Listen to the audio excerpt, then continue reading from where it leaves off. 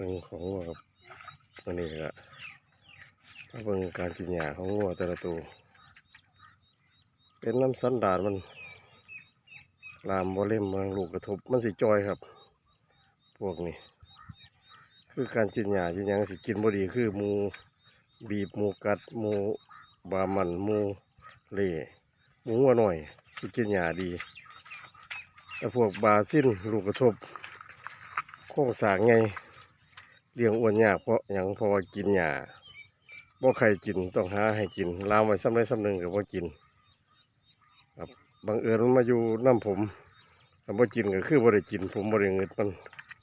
ลามไว้ผมก็ไปเฮ็ดงานผู้อยู่เขาก็มาเอากินน้ำบ่เขาขอกินเครื่องกินหยังไปตัวใดมันบ่กินก็บ่ให้มันกินสิมาเลือกหญ้าเลือกกินแบบอ่อนๆแบบเขียวๆหญ้าหลายๆบ่ได้กินเลยถ้าอยู่น้ำผมพอผมบ่ได้เงิดมันนะบ่กินก็แล้วไปมันปล่อยมันตายก็ให้มันตายเหตุที่มันจอยเป็นแบบนี้เองถ้าผสมหลายครั้งบ่ติดผมก็ขายก็แค่นั้นได้ซ้ำได้ก็ขาย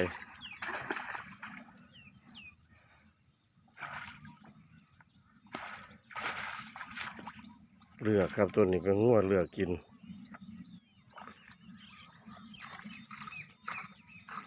เหลือตัวเดียวนี่แหละเดี๋ยวก็ออกพรรษานี่แหละถ้าบ่คือก็จะเอาออกเบิ่งก่อนผสมไว้